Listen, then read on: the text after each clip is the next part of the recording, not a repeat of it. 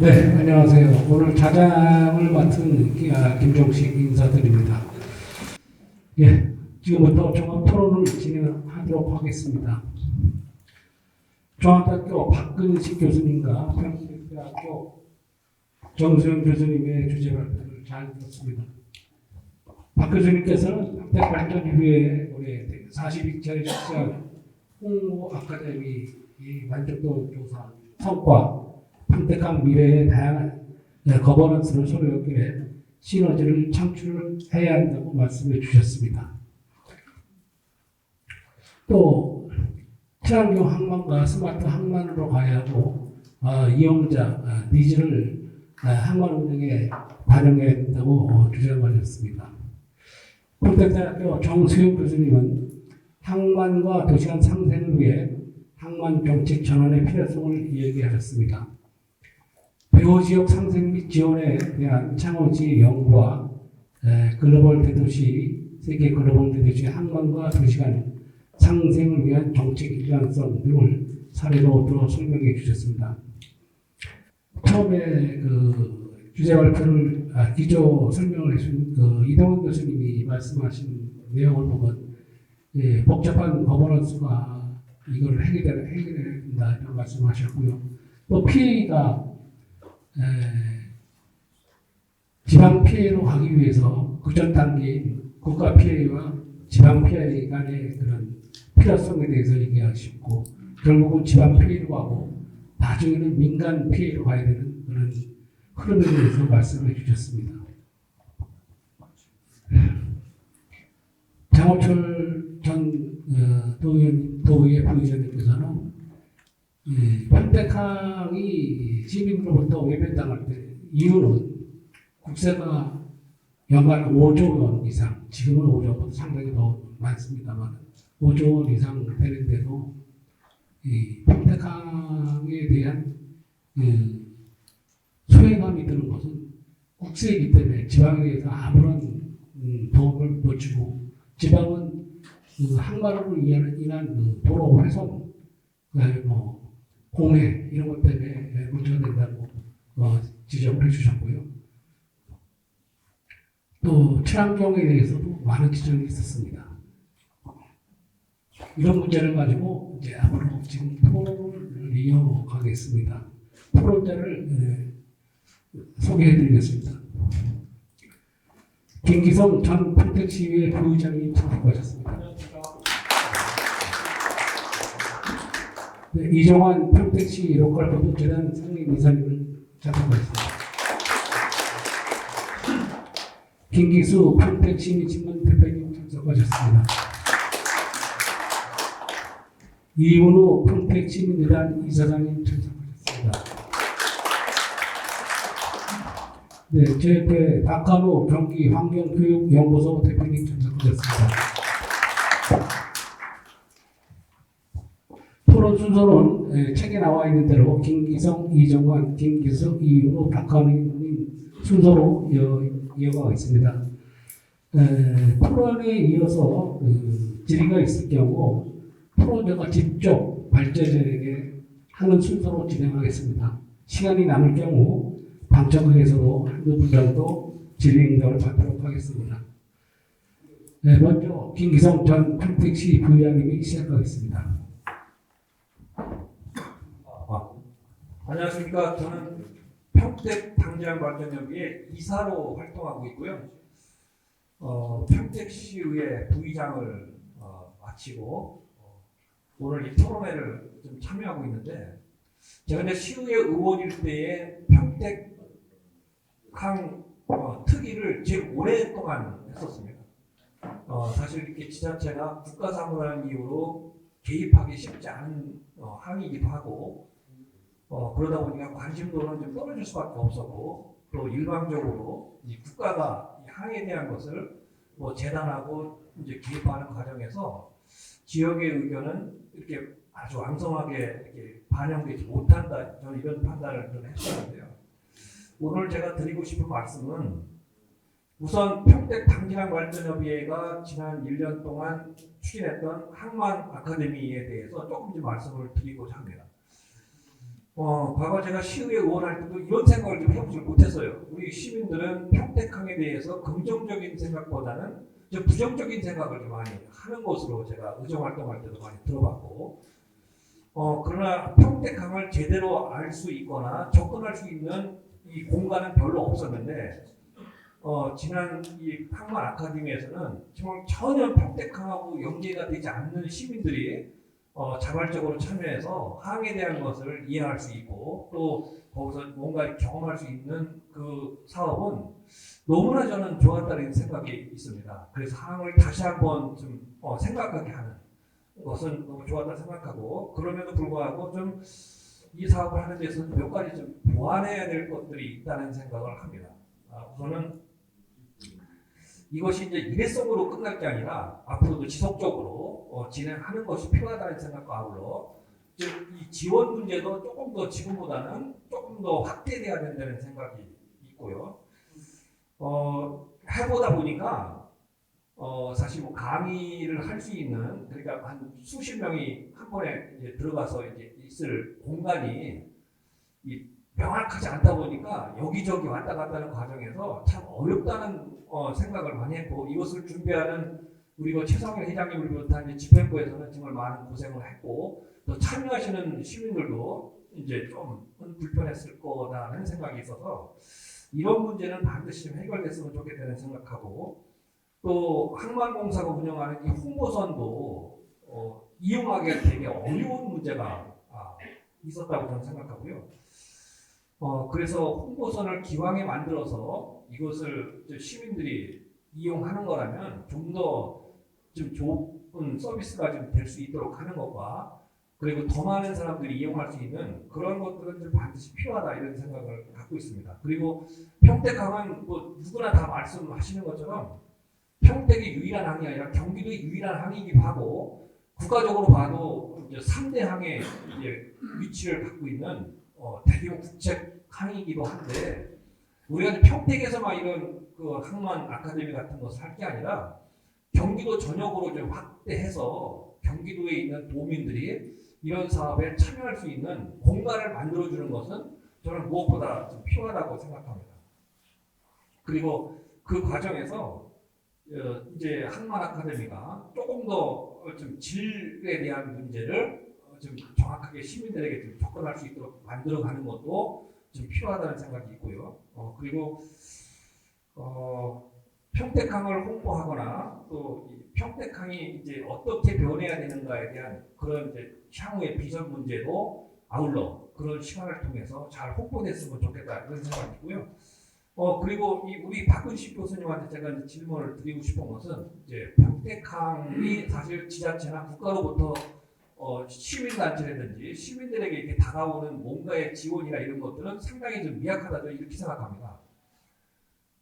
그런데 혹시 우리 국내 타 항만에서 이런 홍보 방향이나 지자체에서나 국가가 지원하는 이런 그 협력 방안은 혹시 있는지 이따가 있으면 좀 답변을 좀 해주시면 감사하겠고요. 두 번째는 이 항만 발전과 더불어서 이제 시민 피해가 분명히 존재한다고 우리 박근식 교수님도 이제 말씀을 이제 주셨고, 설문조사에서도 이제 나타나고 있는데, 사실상 항만의 이제 도로나 이런 문제는 교통 문제는 좀 시급한 현안이기도 하고, 특히 접근성에 있어서는 상당히 좀 어려움을 호소하는 분들도 있고, 특히 항에서 근무하시는 분들 같은 경우는 평택항으로 접근하는 이 대중교통이나 아니면 이 도로망이 굉장히 어렵다는 얘기를 저는 많이 듣기도 했고, 사실 또 어렵기도 합니다. 그리고 지금 386도는 뭐 정체가 심각한 정도의 상황이 벌어지고 있고, 그래서 항만과 관련된 도로교통 문제는 시급한 문제이기도 하고, 또 항을 중심으로 한 여러 이 도로망이 이게 이제 그 국가항이다 보니까 지자체와 이 도로 이 관리 주체에 대한 문제도 조금 이제 명확한 문제가 정리가 안 돼서 좀 혼선이 있는 것으로 제가 알고 있고요. 이런 문제도 잘 해결됐으면 좋겠고, 특히 이제 정부가 이번 이제 항만청에서 이제 주로 해수청에서 해수부에서 이제 주관해왔던 평택항 이 국제여객터미널 같은 경우도 저는 정말 졸속이라고 생각합니다. 지난번 제가 토론회 때도 이제 문제를 제기하기도 했고 여기도 보니까 항만 부실설계 평택해수장 체계별로 이렇게 돼 있는데 새롭게 만들어진 국제여객터미널이 이미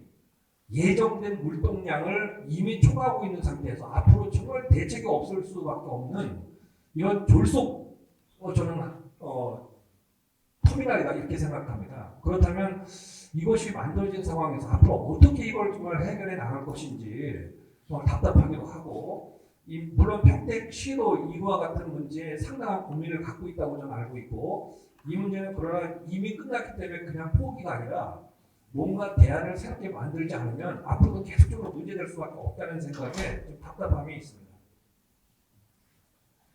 그리고 이번에 그 이달곤 국회의원이 이번 대표 발의했던 법안에 대해서 아까도 이제 몇 번 이렇게 그런 말씀하셨는데 저는 이 법안이 반드시 통과돼야 된다고 생각합니다. 그래야 평택항을 비롯한 항해 주변 지역에 대한 뭔가를 할 수 있는 근거가 만들어질 수 있다는 생각에서 반드시 필요한데 우리 경기도에 있는 국회의원들 60명인가요? 59명인가 있지만 사실 평택항에 그렇게 아주 관심을 갖고 있는 국회의원이 누굴까라는 의문을 가질 정도로 좀 관심을 더 가져줬으면 좋겠다는 생각이 있는데 이 항만 주변 지역 상생 발전 법안이 꼭 만들어져서 항에 대한 주변 지역에 대한 변화를 꾀하는 것은 무엇보다 필요하고 저는 여기에 한 가지 더 덧붙여서 꼭 말씀드리고 싶은 것은 제가 과거 시의원 할 때도 이 문제를 끊임없이 주장했었습니다.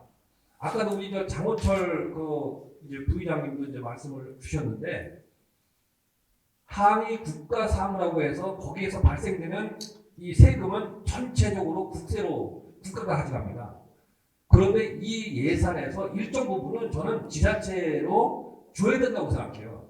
그 예산을 지자체로 줬을 때 항에 대한 시민들의 이 관심이나 또 항의 변화 이런 것들은 훨씬 더 지금보다 달라질 거라고 생각하고 특히 항이 국가사무다 보니까 지자체가 할 수 있는 역할이 별로 없다. 또 거기에 시민단체라든지 시민들이 항에 직접적으로 개입할 수 있는 여지들이 별로 없다는 것이 현실입니다. 그렇다면 국가 세금을 일정하게 지방으로 이게 좀 넘겨서 그것을 지자체가 할 수 있는 역할을 더 키우고 또 시민단체나 시민들이 뭔가 항에 더 접근하고 뭔가 논의하고 만들어낼 수 있는 그런 구조를 저는 이번 그 항만 주변적 상생발전 법안에 하나 더 추가됐으면 하는 의견을 갖고 있고요. 그래서 이 문제는 정말 중요한 전 문제라고 생각해서 수년 전부터 제기했는데 사실 들어주는 사람이 별로 없더라고요. 그러나 꼭 필요한 거라고 저는 생각합니다. 이제 제가 정수영 교수님 이제 발제를 듣고 좀 질문을 하고 싶습니다.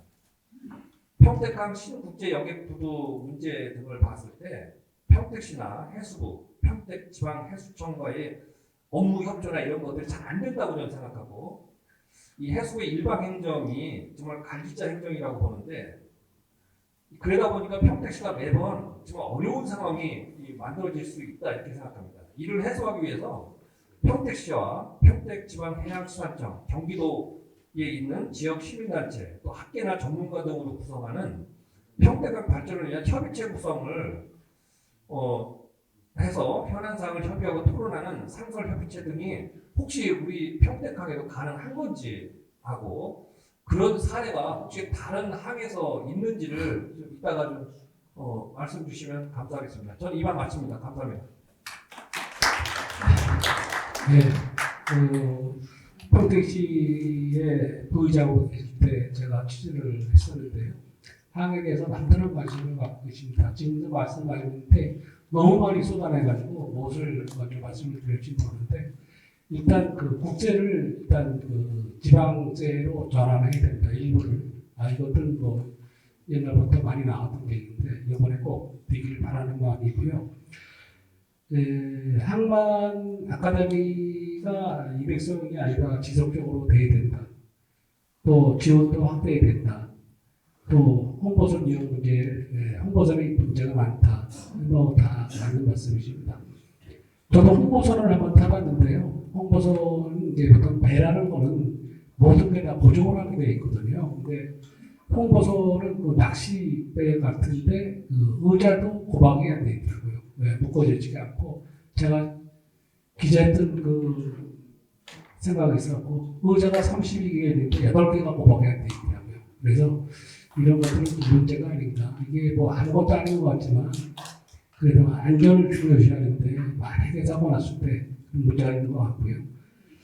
그리고 오늘 또 박근진 교수님한테 질의까지 해주시고요. 그 다음에 정주현 교수님한테도 질의를 해줬습니다. 평택항만과 타항만의 지원 방향에 대해서 좀 이렇게 왜 평택항만의 지원이 좀 덜 되는지에 대해서 여쭤본 것 같고요. 그 다음에 이 거버넌스 같은 그 개념인데 평택지행청 뭐 이런 그 협의체 구성이라고 하는데 다항만과는 어떻게 되는지 우리 항만 어떤지 이거에 대해서 좀 질의를 하셨습니다. 네, 다음은 이정환 평택시 로컬 포토재단 상임이사님이 토론을 이어가겠습니다. 네, 다시 한번 인사드리겠습니다. 평택시 로컬푸드재단 상임이사를 맡고 있는 이종환입니다. 사실 그 평택강 토론회 웬 로컬푸드 재단에서 나왔나 싶을 텐데 사실 저는 이제 지난 8대 때 이제 평택시 산업건설위원장을 했었고요. 또 이제 그 평택강 특별위원회 위원장을 맡아서 평택항에 대한 많은 관심을 가졌었어요. 그리고 또 제가 이제 평택항하고 경제분이 현덕에서 현재 56년째 살고 있고 그래서 나름대로 뭐 지난번에 사실 지방선거 때 제가 평택항에 대한 역할들이 사실 경기도가 되게 많은 역할을 해야 된다는 생각을 해서 도의회로 출마했었는데 아쉽게 좀 떨어져서 지금 이제 시민재단에서 제가 이제 어차피 원래 직업이 농업이다 보니까 농업에는 관심을 가지고 로컬푸드라고 하는 그 농업인 생산하는 품목들을 시민들한테 공급하는 그런 역할을 하고 있어서 잠깐 좀 재소개드렸고요. 사실 이제 저도 늘 지금도 뭐 이제 의원은 아니지만 제가 살고 있는 평택 특히 현덕에 살면서 평택항에 어쨌든 여러 가지 현안 문제들 국민들을 늘 관심을 가지고 보고 있고 그래서 몇 가지 좀 제가 이렇게 토론에 나오면서 과연 좀 무엇을 같이 말씀드리기 좋을까 싶어서 제가 생각했던 현안 문제들 몇 가지만 갖다 고민하는 시간 갖기 위해서 제가 이 자리에 나왔습니다. 원래 아까 이제 이도현 총장님 말씀하셨던 그 항만공사로 갈 거냐 아니면 이제 지금 해수청으로 갈 거냐 하는 그 고민들이 있거든요. 근데 사실은 이도현 총장님은 좀 항만공사를 같이 좋겠다는 얘기를 하지만 실제로 제가 평택항 특위를 통해서도 봤고 쭉 접해보면 지금 이제 부산항만공사부터 인천항만공사까지 저희가 5위라고 치면 4위까지 항만공사들을 해수청 산하에 둔 공사를 운영을 하거든요. 근데 그 단점이 하나 있어요. 그 자체적으로 수입을 만들어내야 돼요. 그러니까 자꾸 사용료가 늘어나는 거예요. 그래서 사실은 해수청은 대신에 시스템만 잘 갖춰주면 어떤 효과가 있냐면 공무원이나 월급은 따로 국가에 주고 관리만 잘하면 되거든요. 그래서 난 이게 과연 공사로 가는 것들이 지금 어쨌든 효율적인 거냐 하는 거에 대해서는 우리가 한번 끊임없이 더 고민이 필요하지 않을까 생각을 해요. 그래서 한 번 선택을 잘못하면 사실은 오히려 옥상이 될 수가 있고 평택항은 규모도 적은 데다가 오히려 사용료만 늘어나서 거꾸로 가는 형태가 될 수 있어서 우리가 한번 이 고민들을 좀 해보지 않을까 하는 생각에서 좀 잠깐 말씀드렸고요. 또 하나는 사실 이제 지난번 2021년도 12월에 어떤 해수부하고 평택시가 어떤 발표를 했냐면 50만 평에 대한 공간 습지 생태공원을 조성하자고 하는 발표를 했어요. 다들 아실 거예요. 저 되게 중요시 봤거든요. 근데 사실은 뭐가 문제였냐면 그때 저는 그랬어요. 저희가 평당 이 매립지를 매립하는데 150에서 170만 원이 들어요. 그럼 과연 국가가 50만 평을 150에서 170만 원씩 어마어마한 돈을 들여서 과연 우리 평택시에다 이거를 습지공을 맞춘다? 난 거의 어렵다고 보거든요. 그럼 빨리 갈 수 있는 방법이 뭐냐? 지금 나는 원형지 개발을 주장했거든요. 뭐냐면 지금 우리가 가지고 있는 데를 그대로 그냥 거기에 습지만 습지처럼 개발하고 그 개발 생태체험처럼 해가지고 간단하게 개발하면 50만 평은 해수욕 땅이잖아요. 그럼 사실은 그거는 원형지 개발하면 돈도 조금 들고 사실은 국가에서 좀 돈 조금 받고 경기도가 좀 주도하고 평택시가 주도하게 되면 나름대로 50만 평의 습지 공간이 그 평택이 수도권의 가장 큰 지금 수천만이 40만 평이에요. 사실 50만 평의 원용지가 습지 공간이 생긴다 그러면 나는 어떤 것보다도 어쨌든 주변 지역에서의 관광 자원이나 우리 주변 개발에 가장 큰 핵심이 될 거라고 생각을 하고 저는 또 그거를 한 단계 더 나가서 사실은 우리가 이종한번 매우단지를 개발하고 있잖아요. 사실 이종 아시다시피 거기서 사업성으로 해서 지금 아파트 단지나 그런 게 들으려고 하거든요. 여기 이제 노조분도 알고 계시지만 항하고 배치되는 부분들 있잖아요. 사실은 이제 소음이나 이런 것들을 완충록 지역대로 50만 평을 조성한다고 치면 그런 부분까지도 사실은 소화할 수 있는 부분이 아닐까 싶은 생각에서 나는 지금도 사실은 지금 공론화되지 않았지만 지금이라도 하자. 네, 사실은 그 돈 많이 들여서 매립해서 이렇게 하기는 어느 세월은 절대 어렵다고 보고 실제로 우리가 빨리 갈 수 있는 방법을 찾아내요. 그래서 이종한번 배우단지하고 같이 연계해서 완충 역할을 할 수 있는 시스템으로 간다고 치면 사실은 어떻게 보면 우리가 말하는 어쨌든 주변 지역에 대한 개발과 관광 지역으로서의 부가가치 역할에서 강 시너지 효과가 날 수 있다고 생각해서 좀 잠깐 말씀 좀 드렸습니다. 그리고 이제 사실은 저는 늘 고민했던 게 그런 것도 또 하나 있어요. 그러니까 우리가 약간 이제 부산시장 얘기했지만 저희가 이 국가라고 하는 전체 시스템에도 보면 이 컨테이너가 지금 한 4천만 TU 정도 맥시멈이에요. 그러니까 이미 국가는 다 개발을 해놨어요. 컨테이너 관련돼서는. 그래서 부산시장 가본 분 계시면 거기 2천만 TU라고 하는 50% 이상의 그 컨테이너를 취급하고 있거든요. 근데 모자라는 것 같지만 실제로는 거기 안에서도 뭐 덤핑도 하고 막 그래요. 과잉이라는 얘기거든요. 그리고 더군다나 부산시장 같은 경우는 뭐 항로부터 해서 엄청나요. 우리 여기 평택항이 거기에 따라간다는 건 말도 안 되는 얘기고요. 실제로 부산시장이 하고 해서 2천만 TU 넘고 나머지 뭐 광양, 울산, 인천에서 조금씩 빠졌고 우리는 100만 TU도 안 돼요. 되게 미미하거든요. 그러면 과연 우리가 계속 뭐 나름대로 컨테이너가 필요하기 때문에 하나하나 해야겠지만 나는 우리가 전국 5위항을 유지하는 가장 핵심은 뭐냐면 저희가 어쨌든 전국 1위를 압도적으로 차지하는 대공차나 수출입에 관련 것들이 아주 우수하잖아요. 그러면 그쪽에 대해서 집중적으로 좀 관리해 나가면서 그쪽 항으로 투자하는 방안이나 여론을 만들어 나가면서 이 컨테이너에 대한 부분들은 다른 데를 하나하나 차근차근 만들어 나가는 것들이 나는 옳지 않나 싶은 생각이 들어요. 왜 그러면 계속 국가는 과잉이라고 얘기하면서 투자를 안 하려고 하는데 굳이 그쪽으로 올라다 보면 평택항이 사실은 발전해 나가는 것들이 아니라 걸림돌이 될 수 있어서 나는 어떻게 보면 국제 그 자동차 전용항으로서의 주변적도 개발을 하고요. 자동차 클러스터나 이런 것들도 해가면서 나름대로 어떤 특화된 항으로서 발전해 나가는 것들이 나는 평택항이 앞으로 나아갈 방향이 아닌가 싶은 생각에서 좀 잠깐 말씀드렸습니다. 그리고 사실은 또 하나 말씀 좀 드리면 철도 얘기 계속 나오지만요. 저희가 어쨌든 부산보다 다 철도가 있잖아요. 우리는 사실 보면은 안중에서 홍성 가는 도로 옆에서 보면 4km도 안 돼요. 그걸 못 하고 있거든요. 그래서 빨리 추진했으면 좋겠고요. 또 하나 안타까운 것들은 뭐냐면 지금 사실 저희가 철도를 놓을 때 우리가 안중역이 생기고 그다음에 아산역이 생기고 이렇게 쭉 가는 것들이 우리가 열심히 한 것 같지만요. 실제로 충청남도하고 같이 고민해서 생기고 KTX 마찬가지고요. 그러면 항해 발전을 위해서는 사실은 지금까지 엄청 싸웠잖아요. 평택 장진하고 주변 충청남도 하고 가보면 왼수인 것 같아요. 근데 이제는 풀어야 된다. 또 더군다나 우리가 승리 입장에 봤을 때는 우리가 어쨌든 당진이나 주변 지역의 서산이나 아니면 아산, 충청남도하고도 같이 풀어내면서 하나하나 같이 하면 우리가 어쨌든 우리가 혼자서 국책한 게 아니라 진짜로 우리가 발전할 수 있는 그런 시스템이 필요하지 않나 싶은 생각이 들었습니다. 그래서 어쨌든 뭐 우리가 여러 가지 오늘 뭐 가버넌스를 얘기하지만 우리가 어쨌든 관심을 가지고 어쨌든 지금 사실은 마지막으로 하나 좀 더 말씀 좀 드리면 우리가 여기 현재 매립지가 600만 평이에요. 거기서 뭐 지금 조금씩 이제 확대해 나가고 있지만 그거에 대해서 우리가 다 개발한다는 것들은 우리 욕심인지 몰라요. 다음 세대한테도 또 알려줄 필요가 있고요. 또 하나 저희가 요새 이제 한참 얘기가 되고 있는 뭐 공항 문제 같은 거 있잖아요. 사실은 뭐 어떻게 보면 이제 뭐 바다를 통해서 하늘을 통해서 이렇게 나름대로 논리를 있을 수 있지만 또 하나 조심스러워할 것들은 뭐냐면 지금 우리 송탄에 미군 기지 하나 큰 거 있잖아요. 그 지인이 서탄들 보면 저희 로컬푸드에도 많은 분들이 오시거든요. 그분들 왜 많이 오냐면 고도전에 걸려가고요. 지인이 서탄 쪽은 아무것도 못해요. 솔직히 거꾸로 얘기하면.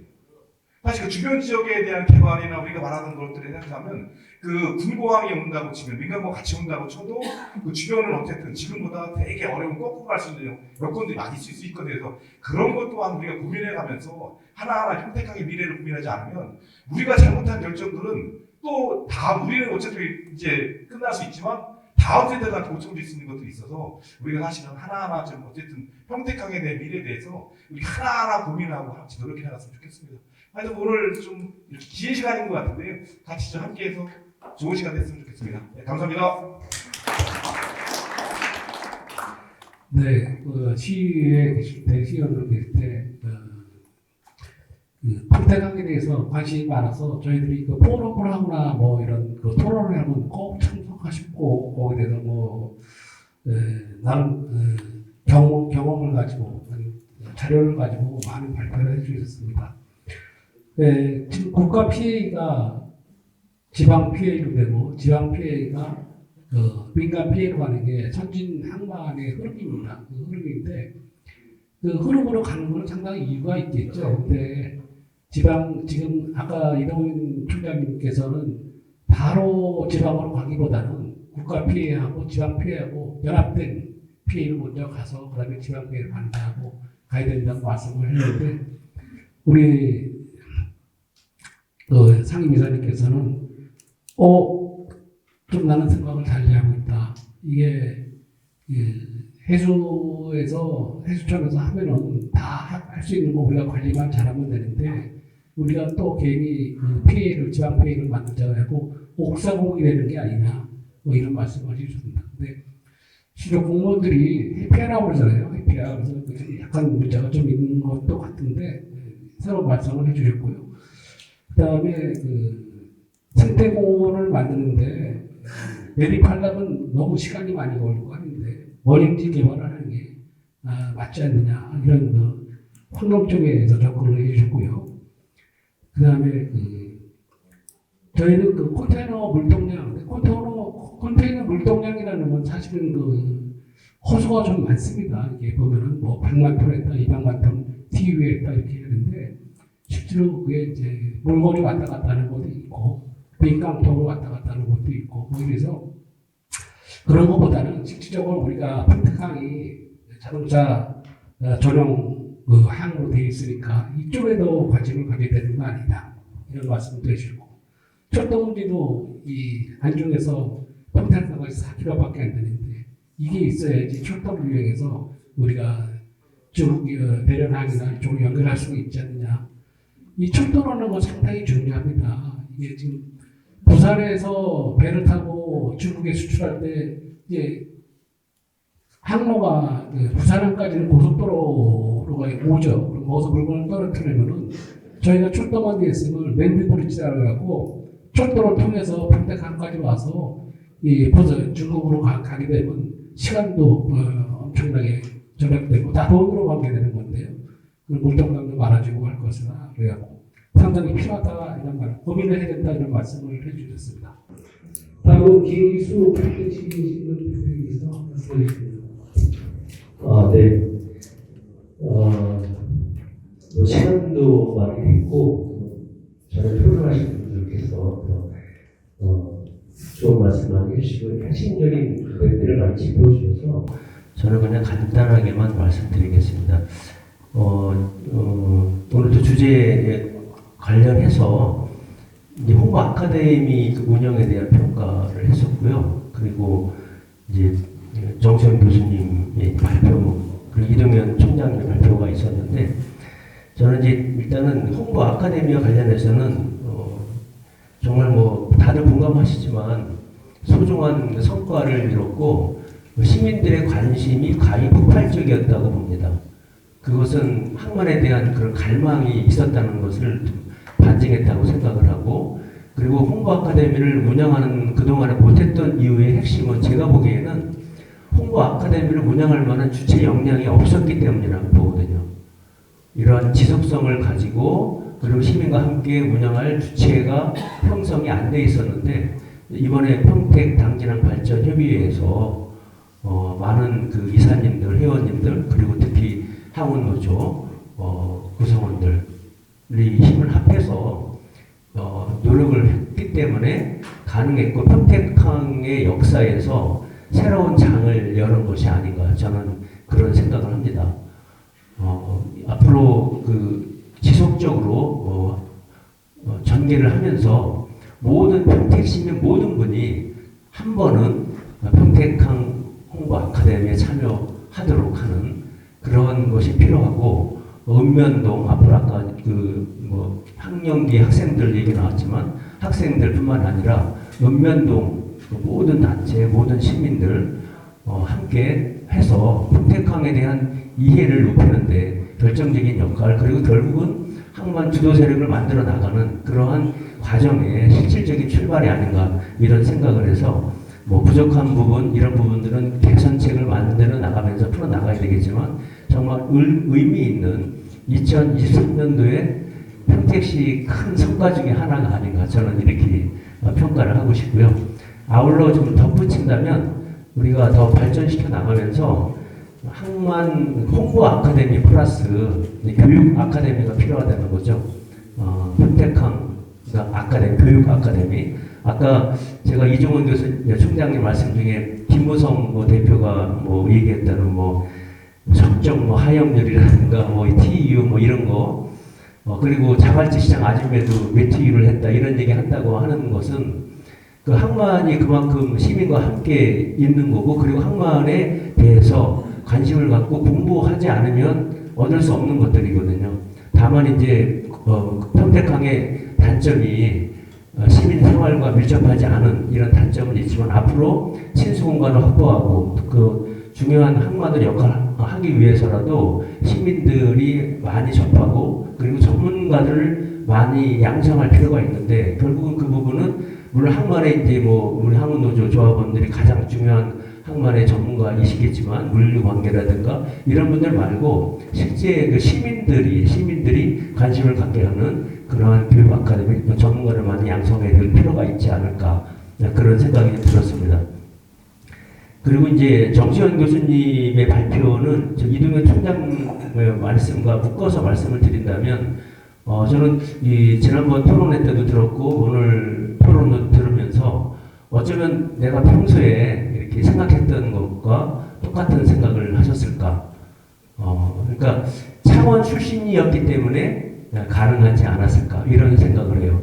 그러니까 아까 평택항과 부산 그 신항의 어떤 처해 있는 공동의 입지 후발주자라고 하는 것, 이익은 별로 없고 어떤 피해 내지는 어떤 부정적인 영향만 많이 큰 그런 속에서 시민들의 관심과 정치권의 관심은 적고, 특히 평택은 다른 측면이지만 이런 부분에서 이제 그 항만이 친수공간과 더불어서 기초지자체 차원에서 발전하고 도시의 통합적으로 그 항만 계획을 수립해야 되고 도시계획과 항만 계획이 같이 가야 된다는 이런 측면에서는 반드시 우리 평택시가 지향해야 될 도시계획의 방향이 아닌가 이런 생각이 들었고요. 그래서 정말 깊게 이제 공감하고 질문을 드린다면 이제 평택대학교로 오신 걸 진심으로 환영하는데, 이 발의자가 이달곤 의원이고 그럴 때 어떤 모든 법안이라고 하는 게 법을 만드는 주체 세력의 노력에 의해서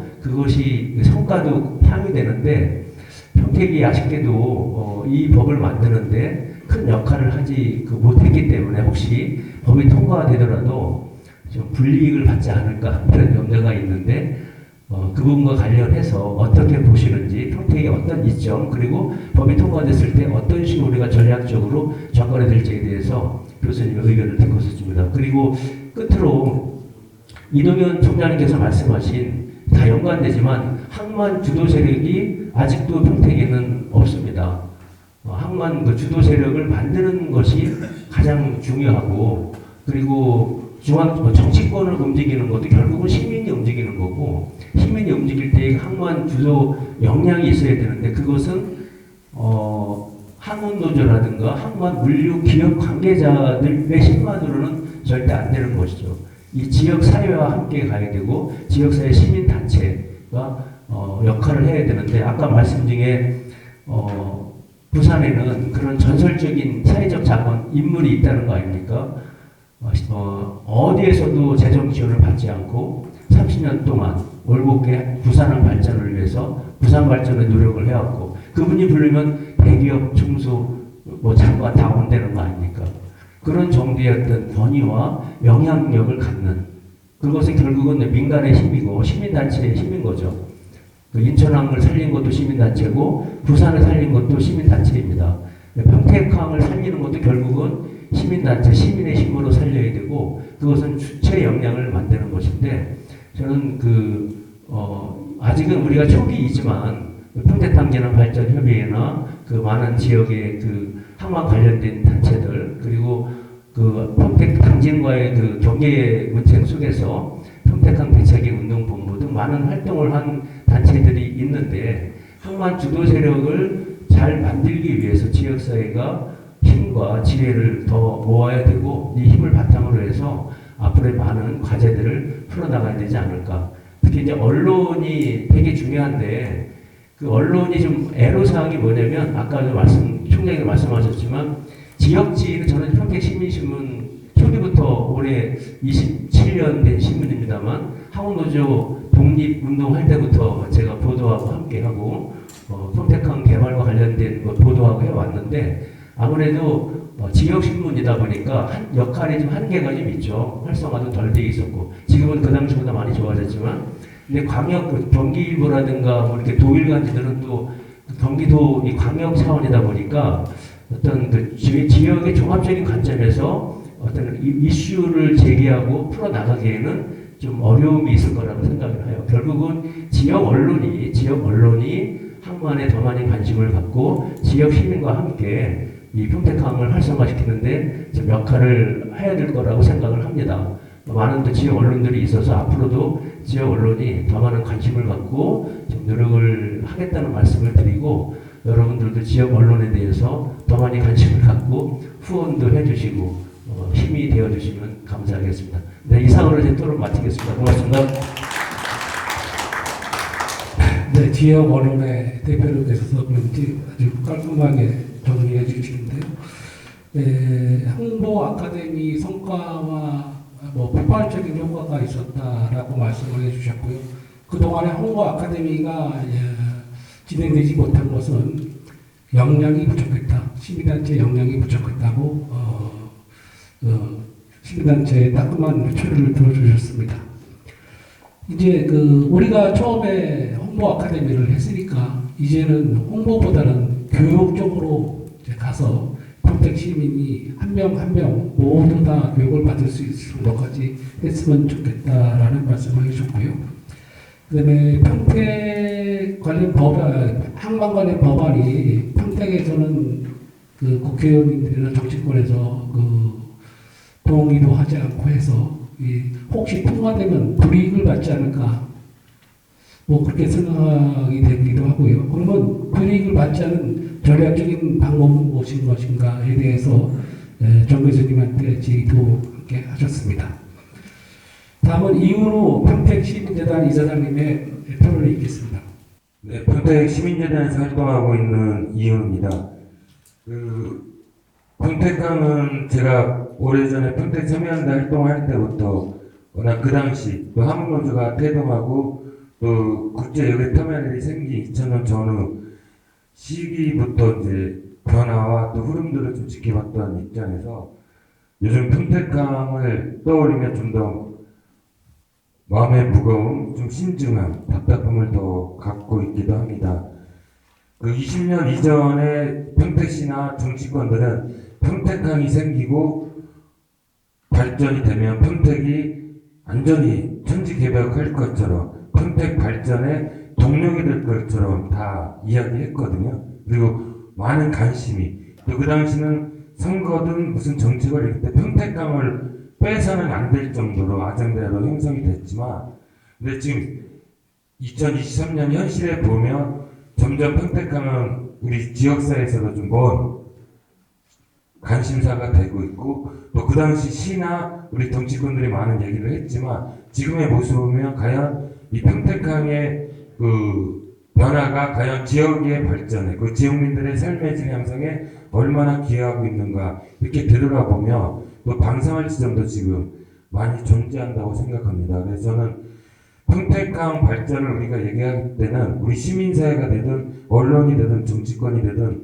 평택시가 되든 일단은 좀 더 성찰적 자세에서 저는 이야기해야 되고 그런 고민을 갖고 이야기해야만이 이제는 우리가 맨날 토론해봤다 반복적으로 얘기하는 이런 얘기는 더 이상 하지 않을 수 있다는 희망을 좀 갖고 있습니다. 우리 박구식 교수님이 발표한 항만 아카데미 평가를 들으면 많은 좀 공감도 됐는데, 왜냐면 저희 평택 시민재단이 이 홍보 아카데미에 참여도 했고 오래간만에 평택항을 좀 보면서 평택항의 그 변화들 그리고 문제의식도 좀 생기는 좋은 계기점이 됐기 때문에 좋았던 프로그램이었거든요.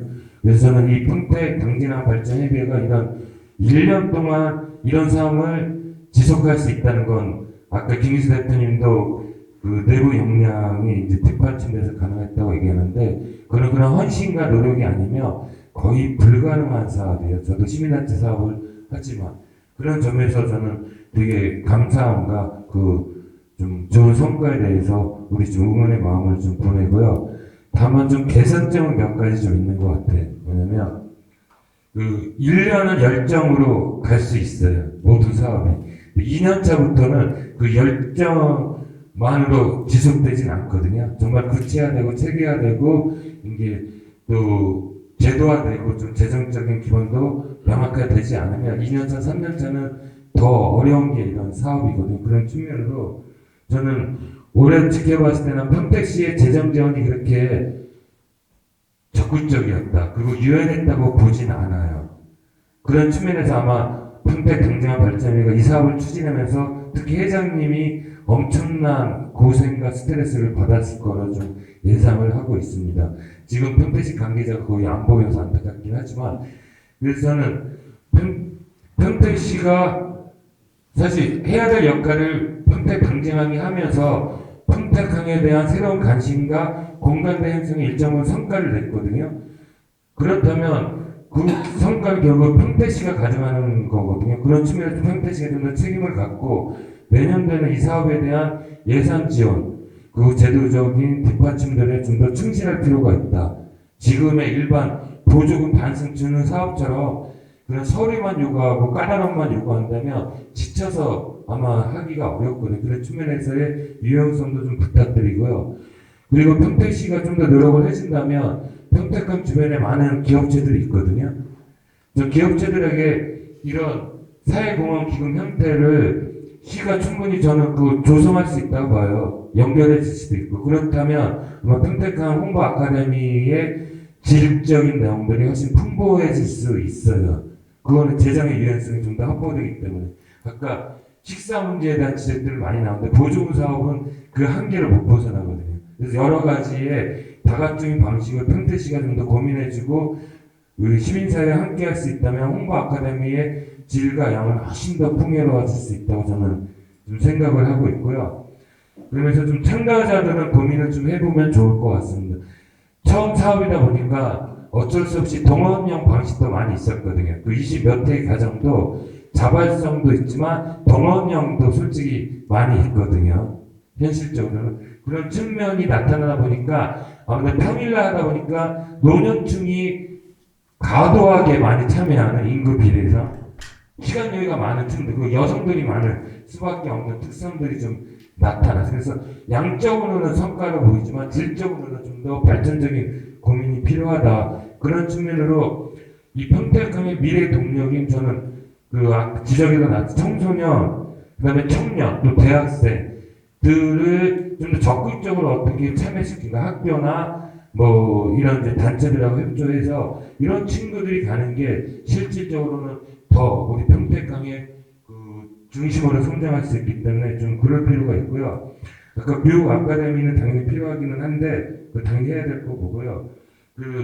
좀 더 지역사회를 좀 더 움직이는 대상들에 대한 심층적 홍보 아카데미나 질적 아카데미 방식이 좀 더 나오면 좋을 것 같아요. 더 플러스해서 예를 들면 언론이든 시민사회든 또 주민자치주의 그리고 뭐 한국노총이나 민주노총 이런 노동자들이 되게 활성화되어 있거든요. 지역은 이런 그룹들이 좀 참여하는 게 실제 아까 시민의 힘을 통해서 평택항의 그 활성화에 이바지해야 된다고 얘기했는데 이것들이 돼야지 실제 평택항을 변화하고 이끌어낼 수 있는 네트워크가 자연스럽게 형성될 수 있거든요. 이런 부분을 평택항 발전협의회가 그 매개자 역할로서 이걸 이끌어갈 수 있으면 좀 더 또 시민의 힘이 좀 더 폭넓게 구성될 수 있을 거다 이런 생각이 좀 들고요. 그리고 프로그램도 좀 저는 이함대 견학은 시민들의 참여를 유도하는 효과는 있지만 평택항 홍보 아카데미의 성격을 애매하게 만드는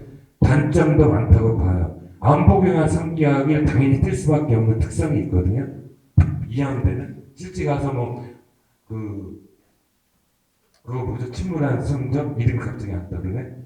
네, 천안함 이런 거 천안함 보면서 하고 이렇게 일반적인 변화 프로그램에 그 섞여 버리는 성격이 나타나다 보니까 그 평택 홍보에 대한 것들이 좀 떨어지는 분산되는 문제가 있는 것 같아서 평택항 중심의 프로그램을 좀 더 집중하는 게 더 의미가 있지 않는가. 그러면서 예를 들면 빨리 끊으라는 얘기구나. 그 노동조합, 그 한국노조도 있잖아요. 한국노조가 진짜 평택을 지키고 있는 우리 시민들이자 조합원들인데 이런 분들하고의 간담회, 또 이런 분들이 일하는 현장도 좀 보면서 우리가 이런 일자리 창출이 어떤 의미가 있고 또 이래서 일하는 분들이 어떠한 노고가 있는지 이런 게 더 공감대를 형성될 수 있는 만큼 좀 더 다양한 고민이 프로그램이 되면 좋겠다는 말씀을 좀 드리고 싶습니다. 그리고 특히 정수영 교수님을 오늘 처음 봤는데 오셨다는 얘기는 들었었는데 제가 평택항을 바라보면서 많이 고민했던 부분들을 많은 부분을 이렇게 좀 이야기해 주시고 공감이 될 수 있게 해주셔서 좀 감사드리고요. 좀 시민사회에서 고민했던 요소 중에 하나가 평택항이 발전되면 우리 평택은 무지하게 발전될 거다.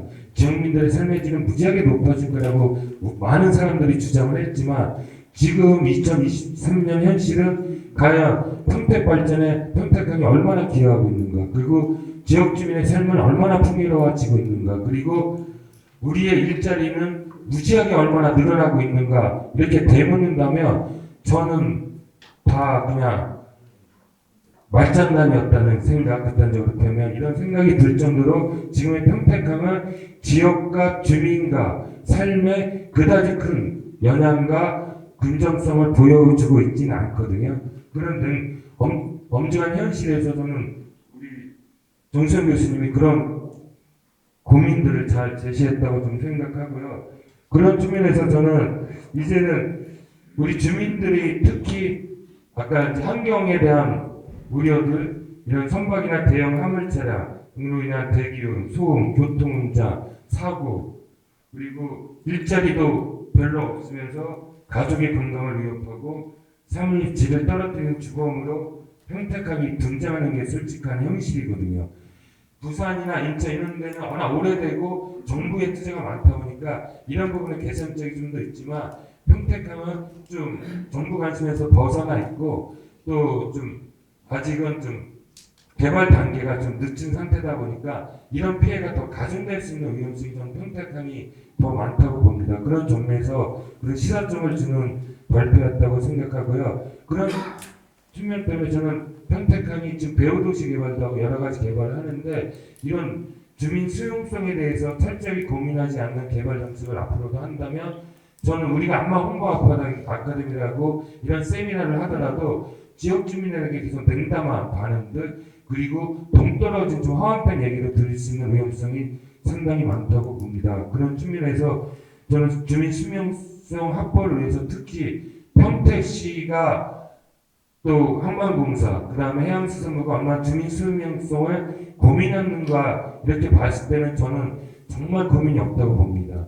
우리 시민사회는 계속 거버넌스를 얘기하고 이 속에서의 수용성을 강조하고 있지만 그동안 시나 도나 해수부의 태도는 이걸 귀찮아하거나 불편해하거나 오히려 발목 잡는 집단화 취급을 하고 있는 게 현실이거든요. 그런 측면에서 저는 우리 시의 태도가 근본적으로 좀 변화야 되고요. 지역 시민사회의 좀 적극적 역할, 연대가 점점 중요시 되고 있다. 그런 측면으로 평택항 발전 협의회의 그런 매개자, 좀 폭넓은 관점과 이것을 네트워크를 형성하는 다른 리더십들이 되게 필요한 지점이 분명히 존재하고 있다고 좀 생각을 하고 있습니다. 이런 측면에서 저는 이제 도시 성장에 평택항이 무조건 좋다는 사고에서 벗어나서 이 성장이 어떻게 지역민에게 혜택으로 가고 지역민의 삶의 질에 같이 상생할 수 있는가에 대한 관점에서의 정책, 그다음에 그런 관점에서의 운동, 그런 거버넌스의 개념으로 좀 갈 수 있도록 우리가 더 노력해야 되는 거 아닌가. 그렇긴 하지만 시민사회 활동하는 입장에서 이런 얘기를 사실 수십 번, 20년간 거의 강조점은 비슷한데도 변화의 가능성 많지 않은 게 너무 답답한데요. 이런 측면에서도 저는 평택항이 그래서 발전협의가 되게 중요하다. 최근에 어떤 무슨 평택항 단체도 만들어졌다고 하는데 이런 식으로 저는 이렇게 시민의 힘이 모아지진 않는다고 좀 보고요. 좀 더 우리가 같이 크게 하나가 돼서 이게 좀 주도하고 같이 협력하는 이런 분위기, 조성들을 특히 평택항 발전협의회가 좀 리더로서 역할을 좀 더 해주신다면 이런 부분들의 고민이 좀 해소되지 않을까 하는 생각을 갖습니다. 그런 측면으로 또 교수님이 제시했던 뭐 특별법이나 강력한 제도적 기반을 확립하는 수 있도록 우리도 같이 좀 목소리를 모아 나가면서 이것이 평택도 같이 혜택이 될 수 있는 그런 제도화가 될 수 있도록 더 고민해 나가면 좋을 것 같습니다. 그 질문은 이야기도 길어졌고 또 아까 질문자들에게 저희가 하고 싶었던 유사성들이 많아서 질문을 좀 생략하도록 하겠습니다. 고맙습니다. 네, 시민단체를 오래 하셔서 시민단체와 관련해서 많은 충고를 해주셨는데요. 우리 홍보 아카데미가 수공적으로 끝나서 결국 평택시가 혜택을 바라보는 것이고 내년도에도 또 이런 혜택을 줄 수 있도록 역할을 좀 해야 된다. 그런데 1년을 열정으로 할 수는 있지만 2년부터는 이제 제도적으로 좀 진행되고 여러 가지 방법이 좀 바뀌어야 된다 이런 말씀을 해주셨고요. 또 우리가 지역에 뭐 강제적으로도 할 수가 있고 또 동원도 돼서 이런 24회 좀 일본은 그렇게 했었는데 실제로 지역 사회를 움직이는 그룹 뭐 노년청 이런 것보다도 뭐 예를 들어서 노조가 많이 활성화되어 있는데 지역 사회를 움직이니까 그런 것들한테도 좀 확대를 해야 되지 않느냐 이렇게 말씀하셨습니다. 평택항이 20년 전에 보면은 20년 전에는 평택시 발전을 동력은 평택항이다 이렇게 하고 다 의심을 안 하고 했었는데 지금 현재는 평택항이 이제 괴물로 변해가지고 여기는 오염만 발생하고 도로만 파손시키고 이런 악조건에 있다. 이런 것들에 대해서 관직권 밖에서 벗어나고 있는데 어떻게 관직권으로 다시 돌아갈 수 있느냐라고 말씀하셨는데요. 평택항에 사실은 섬이 없어갖고 평택에 친수 공간이 없기 때문에 이게 지금 현재 시설을 문화시설을 친수시설을 많이 만들어서 이걸 대처를 해야 되는데 친수시설이 없어서 좀 부족한 것 같습니다. 선진국으로 볼 때 항만은 분명히 도시의 동력이면 분명합니다. 네, 마지막으로 오래 기다렸습니다. 박하로 경기 환경교육연구소 대표님이고 전 평택시의회 의원님이었습니다. 네, 박환우입니다. 네, 앞에서 좋은 말씀 다 해주셔가지고요. 저는 평택항의 미세먼지와 관련된 이야기와 친수공간에 대한 이야기를 중심으로 말씀드리겠습니다. 지금 제가 이 토론을 준비하면서 평택시 환경과의 미세먼지와 관련된 자료, 최근 5년간 자료를 받아봤습니다. 근데 현재 평택시가 경기도에서 미세먼지 31위입니다. 최악의 도시가 됐습니다.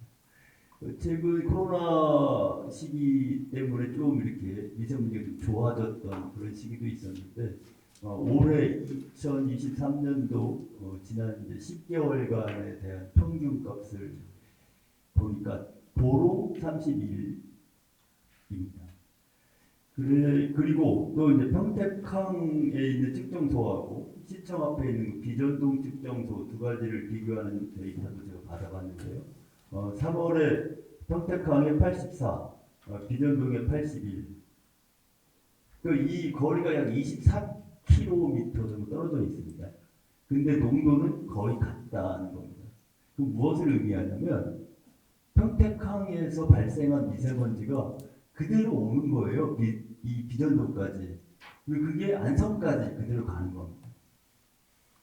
그러니까 그 문제는 이 평택항의 그 대기오염 문제가 서부권의 문제가 아니라 경기 남부권의 문제로 지금 되고 있는 거예요. 그래서 그 미세먼지를 따라서 가다 보면 평택, 안성, 이천까지 그 미세먼지 벨트가 쭉 이어지는 겁니다.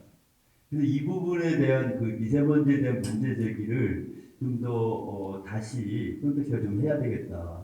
그래서 그동안에 평택시가 뭐 도의습 조성해서 나무도 심고 여러 노력을 했지만 그것은 미세먼지를 저감하는데 전혀 도움이 되지 않는 거 아닌가? 이제 이런 것. 그래서 그 나무를 심는 것과 미세먼지를 줄이는 것은 분리해서 접근할 필요가 있다라고 저는 봅니다. 그래서 나무 심는 것이 미세먼지에 얼마나 도움이 될까 이 부분을 한번 다시 좀 검증을 해볼 필요가 있다는 거고요. 그리고 이제 저희가 평택항 미세먼지 줄이는 여러 가지 방안 중에 육상 전원 공급 장치, 그러니까 배가 접안에 있는 동안에 거기서 이제 배에서 배출되는 그 대기오염 물질을 줄이기 위한 방편으로 ALP 설치를 요구를 했었고, 그래서 이제 평택항에도 하나 설치했다고 합니다. 그래서 평택 그 자료를 받아봤는데 뭐 거의 당진에 하나, 평택에 하나 했고 한 번 했고 그 뒤에는 계속 증설을 안 하고 있는 중이라고 합니다. 그리고 이용 실적이 거의 없다는 겁니다. 그러니까 그 전기를 공급할 수 있는 시설은 있는데 그 전기를 받아서 이용할 수 있는 배가 많지 않고 또 비용도 비싸고 하다 보니까 실질적으로 이용이 별로 없고 그러다 보니까 우리가 기대했던 만큼의 효과도 없을 뿐더러 정부도 계속적인 투자를 지금 안 하고 있는 겁니다. 그것은 그 배와 선사와 민간의 노력만으로 될 문제가 아니고 이 환경 분야는 어쨌든 규제가 같이 가야 됩니다. 인프라에 대한 투자와 함께 규제가 같이 가줘야 그 선박에서 나오는 대기오염 물질이 더 줄어들 수 있다. 그런 측면에서 평택항을 친환경 항만으로 만들기 위한 노력이 좀 더 필요하다는 생각이고요. 그리고 제가 이번에 그 평택시민신문의 생태기획을 이제 매월 쓰면서 당진, 평택, 화성 이렇게 쭉 둘러보고 취재를 하고 있습니다. 근데 당진만 해도 그 바닷가 해안의 친수공간으로 아기자기하게 많이 꾸며놨고요.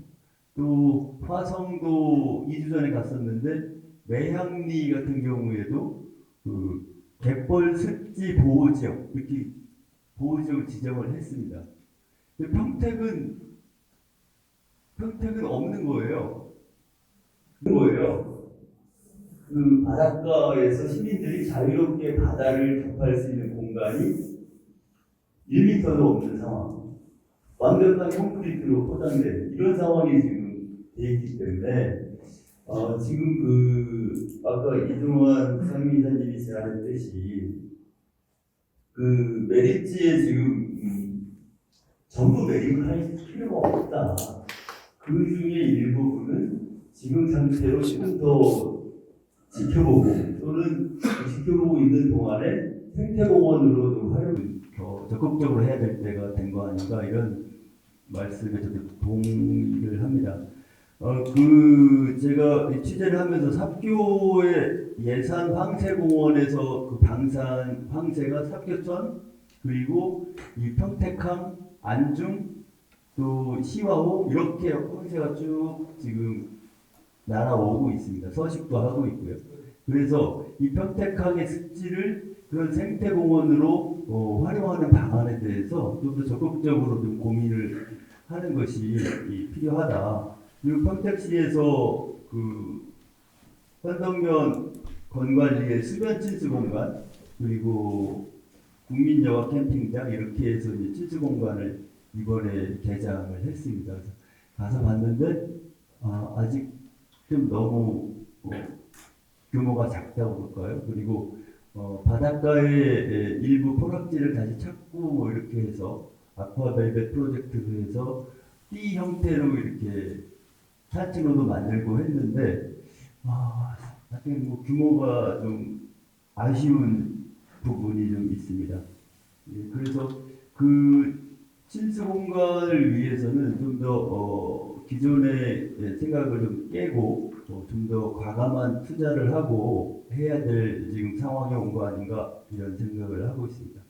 그리고 뭐 수소 도시, 뭐 수소 항만 이런 이야기를 이제 평택시가 계속 주장을 하고 있는데 이 부분이 뭐 현실화 되겠는 데까지 상당히 많은 기간이 필요할 걸로 봅니다. 그래서 그것을 정부의 투자를 평택항과 서부 지역에 더 끌어들이기 위해서는 이 미세먼지 문제에 대한 평택시민의 어려움, 고통 이런 현황에 대한 어필을 좀 더 하고 그 어필하기 위한 연구 용역 그리고 홍보 활동들이 좀 더 돼야 될 필요가 있다 저는 그렇게 생각을 하고요. 그리고 그 당진과의 그 협력이란 부분도 아까 여러분들이 이제 제안을 해주셨는데 그런 방편 중에 하나가 관광을 좀 더 협력을 하면 좋겠다. 예를 들면 뭐 평택항에 우리가 홍보 아카데미를 한다 그러면 그 코스 중에 일부는 평택을 돌아서 당진까지 갔다 오는 거예요. 버스 타고 뭐 그런 식으로 그러니까 우리가 인구 60만 평택시가 당진을 위해서 뭘 해줄 수 있는가를 고민을 해야 돼요. 줄 거를 사탕에서 주면서 같이 친하게 지내자고 해야지 아무것도 안 주고 다 뺏어오고 그러면 안 되죠. 그래서 앞으로 그 부분은 가장 쉽게 줄 수 있는 분야가 관광 협력이지 않을까. 그것은 큰 이해관계가 없기 때문에 관광 코스 개발로서 충분히 서로 협력할 수 있고 거기서 협조 안 해도 우리가 그냥 버스 타고 가면 되거든요. 가서 관광하고 오면 되는 거기 때문에 그런 방안에 대한 코스의 일부를 당진까지 갔다 오는 그런 방안도 좀 고민을 해보고 싶다 이런 생각이 듭니다. 이상입니다.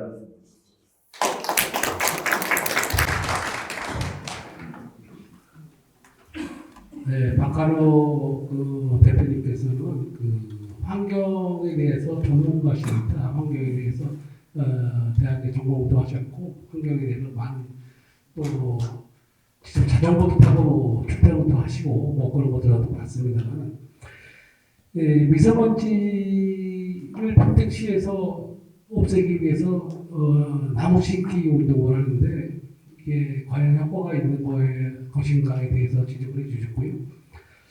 그다음에 당진의 화력발전소 이런 현대 제철보도 서부도의 양옥 창고 이런 데서 이제 바람이 타고 평택으로 들어오는데 편서풍을 타고 들어오는데 이게 바람골이 있습니다.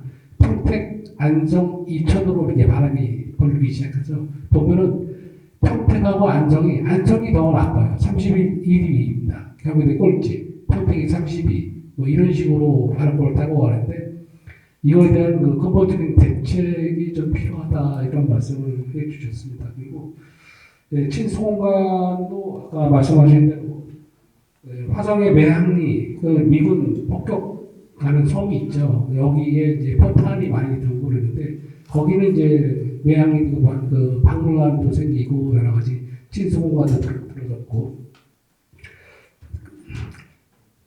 이렇게 되어 있는데 우리는 뭐 변하지 않고 있다는 얘기죠. 그리고 우리가 수변 친송관을 개장했는데 규모가 너무 작다. 그래서 그런 말씀을 해주셨고요. 우리가 당진과 좀 거버넌스 협력을 해야 되는데 가장 우리 홍보 아카데미를 운영하고 있는 평택 당진항 발전 협의회에서 할 수 있는 것은 아카데미 교육을 하면서 관광으로 우리가 매일 뭐 땅 경계 하면서 관계가 안 좋고 그러는데 그쪽에 가서 홍보 아카데미도 거기서 가서 활동을 하고 하면은 그쪽에서 처음에는 뭐 반응이 안 좋더라도 나중에 반응이 좋지 않을까 이런 지적을 해주셨습니다. 이상으로 발제자 두 분과 5번의 토론을 모두 들어봤습니다. 이와 관련 질의응답을 들어보겠습니다. 토론자분께서는 두 분이 박성규가 변호사님께 질의를 하셨습니다. 추가로 질의는 안 계시죠? 토론 중에서. 네, 그래서 지금 시간이 많이 됐고요. 그래서 토론 내용에 대해서 박근혜님 그다음에 나중에 변호사님께 대답하겠습니다. 아까 이성 부의장님하고 이용 이사장님이 비슷한 질문을 좀 주셨던 것 같은데 우선 평택강 홍보 아카데미는 사실은 제가 보기엔 두 가지가 섞여 있는데 평택강 홍보와 평택강 아카데미가 지금 합쳐진 형태예요. 근데 이제 저희가 보통 항만 홍보는 잘 아시다시피 항만 이용자나 아니면 잠재적 이용자 아니면 고객을 대상으로 이제 우리가 포트 마케팅이나 포트 세일즈라는 용어로 해갖고 이제 특히 항만공사나 지자체가 이제 전적으로 수행을 하고 있죠. 그리고 이제 예산을 지원을 하고 있고 또 하나는 이제 항만 아카데미는 대부분 다 교육 프로그램이고 대학생이거나 아니면 종사자를 위해서 전문 지식을 전달하는 프로그램들은 많이 있습니다. 근데 제가 또 이렇게 쭉 찾아보니까 일회성은 있었을지 몰라도 이렇게 연속적으로 시민단체 어떻게 보면은 항만과 관련이 없는 사람한테 홍보를 하면서 일정 수준의 지식을 전달하는 사업은 거의 없었던 것 같아요. 그래서 좀 의미가 있다고 보고 연속성이 좀 필요하다. 그리고 뭐 동원령도 있긴 했지만 아마 1차 사업이다 보니까 어쩔 수 없고 아까 말씀하신 대로 이제 평일날 참여할 수 있는 연령층이 이제 오신 게 많지 않나 이렇게 생각하는데 제가 아쉬웠던 것 중에 하나는 이제 김기석 부의장님 말씀대로 평택시가 이 사업에 사실은 이제 보조금을 지급하고 성과는 다 갖고 가는 거거든요, 사실은. 그러면은 시 차원에서 제가 보기에는 교육 공간은 좀 일정하게 줘야 되지 않느냐. 저도 매번 3번 왔는데 3번 다 다른 공간으로 가갖고 지금 교육을 하는데 그래도 어느 정도 평택항에 지금 여객터미널도 있고 하니까 그 안에 있는 공간은 좀 교육이 일정이 있을 때 확보해서 교육 프로그램을 할 수 있게끔 했으면 좋겠다는 생각이 들고요. 또 하나는 아까 항만 도로 문제나 뭐 여러 가지로 지금 뭐 나오시는 얘기 중에 대부분이 뭐냐면 항만은 정부에서 항만구역 내에서 뭔가의 그 시설들을 만들어가는 과정에서 초기 단계부터 지자체가 그걸 지원하기 위한 용수라든가 전기라든가 하수도라든가 모든 시설들을 다 공급해줘야 되는 의무가 있기 때문에 그리고 또 하나는 그 인근에 있는 도로들이나 이런 것들이 국도든 지방도든 간에 항만을 만드는 과정에서 지자체와 협의가 전혀 없기 때문에 이거는 사실은 아까 우리 정수영 교수님 얘기하시듯이 이제 포트시티가 아니고 항만 개발은 중앙정부가 하고 지방은 지자체는 그냥 자기네 땅에 들어와 있기 때문에 사실 문제가 발생하는데 이 부분은 아마 해결을 큰 대승적인 차원에서 해야 되지 않느냐. 그래서 이제 거버넌스가 지방으로 넘어오면서 외국처럼 이제 뭐 LA 롱비치처럼 이제 캘리포니아 주에서 항만과 도로를 동시에 개발하는 전략을 추진해야 되는데 저희는 항만뿐만 아니라 아파트 단지 들었지 않습니까? 아파트 단지 짓는데 나중에 보면은 학교가 아직 안 들어와 있고 왜? 교육부는 거기 학교 질 계획이 아직 없었는데 갑자기 아파트 단지가 확 들어온 거예요, 사실은. 그 예산이 좀 서로 다 다르기 때문에 그런 건데 그건 아마 대승적으로 조금 처리해야 될 문제가 있고 지금 아까 전 현수막도 그렇고 제가 저번에 발표했던 신국제여객터미널 같은 경우도 제가 보기에는 공무원은 어쨌든 법이나 규정이나 계획에 의해서 움직이는 조직이기 때문에 아마 여기 지금 그 하여업체 계신 분도 오시겠지만 지금 아마 제가 알기로는 지금 저도 컨택하고 있는 것 중에 하나가 이제 그 사자 항만 기본계획 수정 계획 들어가고 있는데 아마 평택시에서 의견을 아마 물을 거예요. 그러면 이제 그 중에 하나가 이제 어찌됐든 간에 지금 구역에서는 면적이 너무 좁기 때문에 기존에 있는 시설을 계속 쓸지 안 쓸지도 고민도 해봐야 되겠지만 그 뒤에 있는 것도 사실은 아직은 그 야드로 쓸 수 있게끔 기본 계획이 지금 잡혀 있지 않기 때문에 그거라도 지금 반영을 시키게끔 해수부에다가 지금 줘야 될 입장이거든요, 사실은. 근데 그런 자료들도 아마 업체라든가 어디선가 제공을 해줘야 된다고 생각을 하고 왜 그러냐면 지금 대산항 같은 경우도 이미 지금 그 관련된 것들을 한 10가지 만드는 작업이 지금 들어가서 거의 완성이 돼 있거든요. 사실은 제 지인들이 이제 그걸 작업하고 있는데 그게 다 이제 기본계기가 들어가서 뭐 10가지 중에 몇 가지가 선택될지 모르겠지만 돼야지만 해수부든 수산청이든 움직이기 때문에 우선은 그런 노력들은 좀 하시고 그 다음에 이제 의견을 개별적으로 제시하는 게 공무원을 움직이는 방법 중에 하나가 아닌가라는 생각을 합니다. 이상입니다.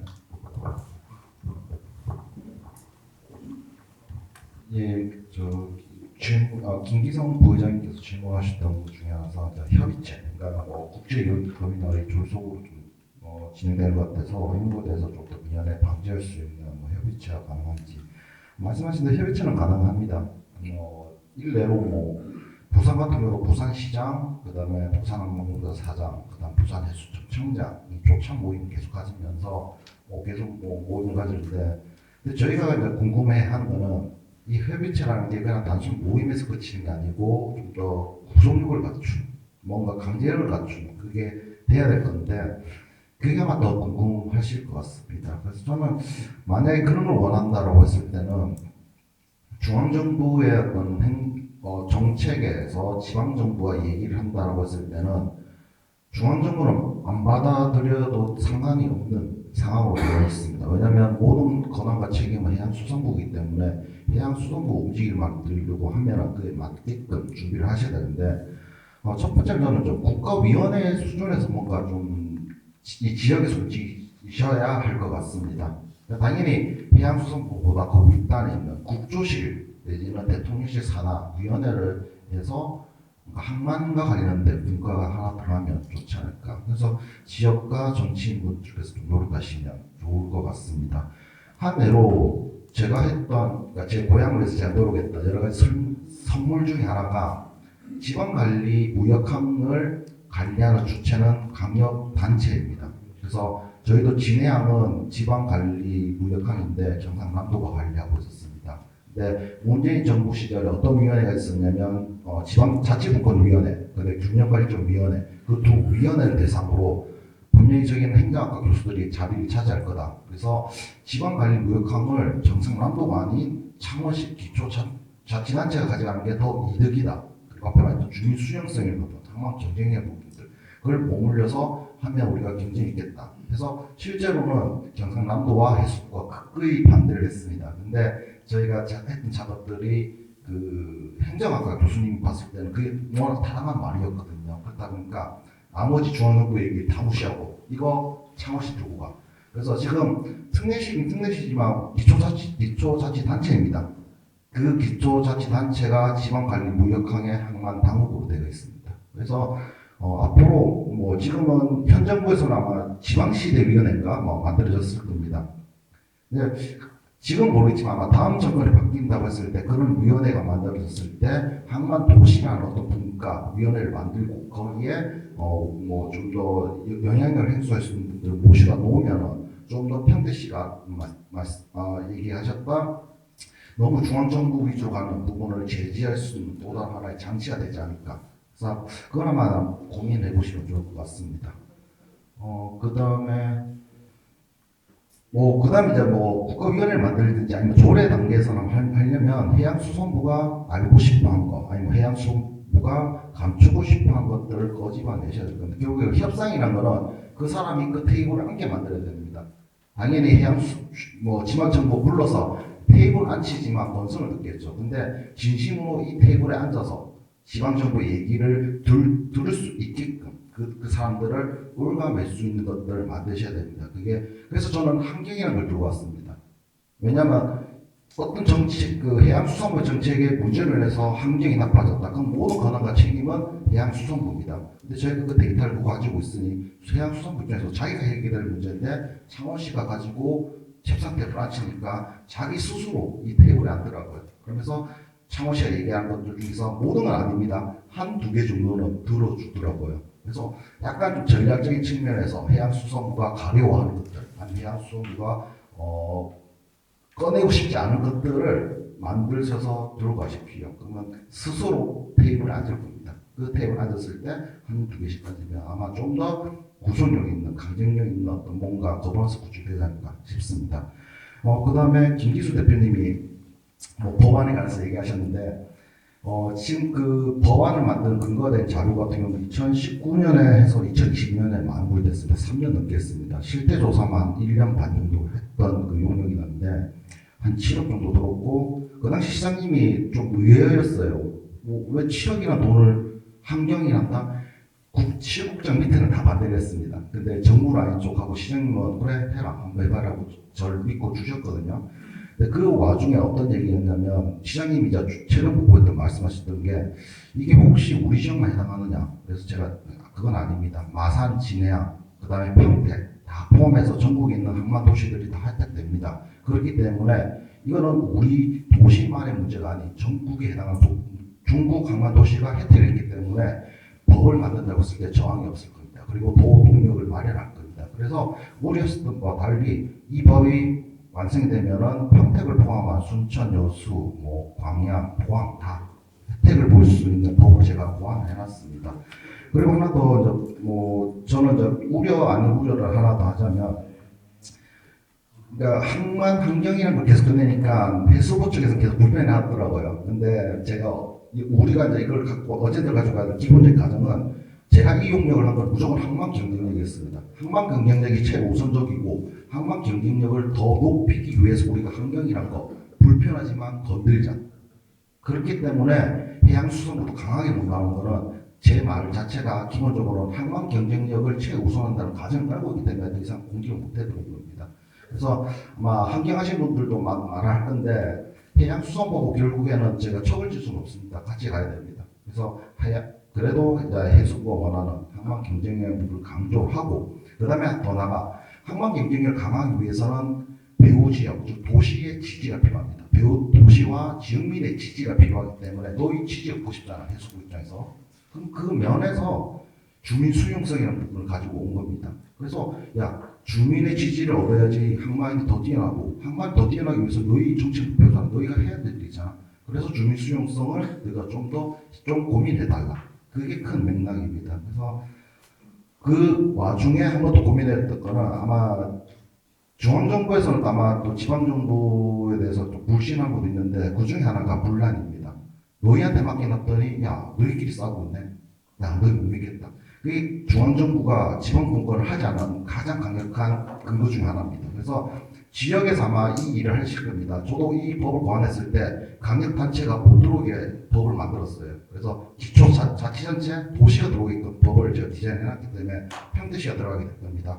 평택시에서 수많은 또 지역에 있는 시민단체가 들어갈 건데 거기에서 분란이 일으켜지면은 해수부는 안 되겠네, 다 빠져.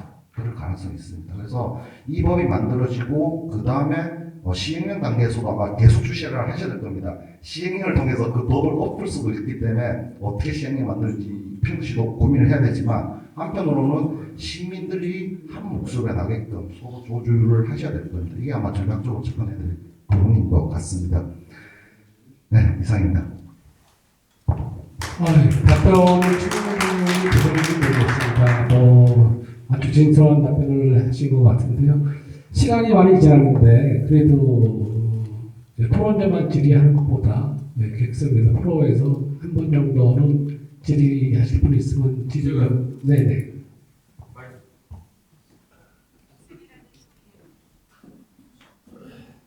그래서 제가 엊그저께 언론에 보니까 주둔지역 특별법 제가 만든다고 그랬는데 이 항은 글쎄 제 경험으로는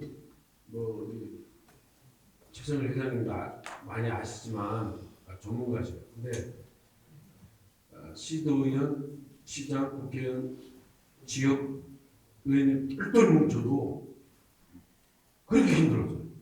지금 두 분 다 돌아가셨는데 한번 진짜 평택한 시민 도시와 항만 상생 발전하고 홍보 아카데미 아까 좋은 말씀 많이 하셨기 때문에 우리 이은혜 대표한테 한번 부탁 좀 드리고. 평택장애인 공모회 평택장애인 정보를 결정한 2023년 평택항 발전 시민참여 토론회를 마치도록 하겠습니다.